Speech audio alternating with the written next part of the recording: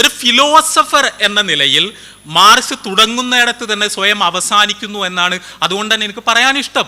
ഇവിടെ പിന്നെ എന്താണ്, ഞാൻ പോക്രമാഷിൻ്റെ അദ്ദേഹത്തിൻ്റെ ആത്മകഥ വായിക്കുകയുണ്ടായി. എനിക്ക് വളരെ കൗതുകം തോന്നിയൊരു കാര്യമാണ്. പോക്രമാഷ് എന്നതിൽ പറയുന്നുണ്ട്, ഈ പ്രപഞ്ചത്തിൻ്റെ നടുവിൽ എൻ്റെ യാതൊരു സമ്മതവും ഇല്ലാതെ എടുത്തെറിയപ്പെട്ടതുപോലെയാണ് എനിക്ക് തോന്നുന്നത് എന്ന് അദ്ദേഹം പറയുന്നുണ്ട്.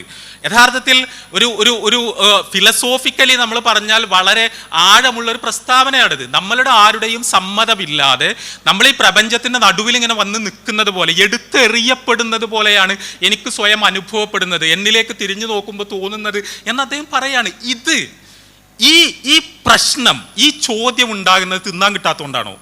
ഈ ചോദ്യം ഉണ്ടാകുന്നത് നമ്മൾക്ക് പൈസ ഇല്ലാത്തതുകൊണ്ടാണോ? ഈ ചോദ്യം ഉണ്ടാകുന്നത് നമ്മൾ ഇവിടുത്തെ സാമ്പത്തിക ബന്ധങ്ങളിലെ, ഉൽപാദന ബന്ധങ്ങളിലെ പ്രശ്നങ്ങൾ കൊണ്ടാണോ? ഞാൻ അതിനെ ഒരു നിലക്കും മാർക്സ് ഈ ചൂണ്ടിക്കാണിക്കാൻ ശ്രമിച്ച സാമ്പത്തികമായ ഇവിടെയുള്ള അനീതിയുടെ, ചൂഷണത്തിൻ്റെ, അടിച്ചമർത്തലിൻ്റെ ഘടനാപരമായ കുറേ സംഭവങ്ങളുണ്ട് അദ്ദേഹം ശരിയായി ചൂണ്ടിക്കാണിച്ച. അതായത് മുതലാളിത്തം ആവിർഭവിച്ചുകൊണ്ടിരിക്കുന്ന ഫ്യൂഡലിസത്തിൽ നിന്ന് മുതലാളിത്തത്തിലേക്കുള്ള ട്രാൻസിഷൻ സംഭവിച്ചുകൊണ്ടിരിക്കുന്ന സമയത്ത് വളരെ ഹിംസാത്മകമായി മുതലാളിത്തം ലോകത്ത് നടത്തിക്കൊണ്ടിരുന്ന ദുരാർത്തിമൂത്ത അവരുടെ സാമ്രാജ്യം കെട്ടിപ്പടുക്കാൻ വേണ്ടി ഇവിടുത്തെ പാവങ്ങളെ ചവിട്ടി തേച്ചുകൊണ്ട് ഉണ്ടാക്കിക്കൊണ്ടുവന്ന ഈ ക്യാപിറ്റലിസം എന്ന് പറയുന്നതിൻ്റെ മനുഷ്യവിരുദ്ധതയെ വളരെ നന്നായി, അതിൻ്റെ ചൂഷണോന്മുഖതയെ അദ്ദേഹത്തിന് ചൂണ്ടിക്കാണിക്കാൻ കഴിയുന്നു. പക്ഷേ അത് ചൂണ്ടിക്കാണിക്കുവാൻ അതുകൊണ്ട് അദ്ദേഹം ഒബ്സസ്ഡ് ആകുന്നു എന്നാണ് ഞാൻ പറയുന്നത്. മാർക്സ് വലിയ ചോദ്യങ്ങൾ അവശേഷിപ്പിക്കുകയാണ്. നമ്മൾ സമൂഹത്തെ പറ്റി പറയുമ്പോൾ ഈ പ്രപഞ്ചം ഇവിടെ ഉണ്ട്, ഈ ജീവജാലങ്ങൾ ഇവിടെ ഉണ്ട്, നമ്മളുടെ അസ്തിത്വമുണ്ട്,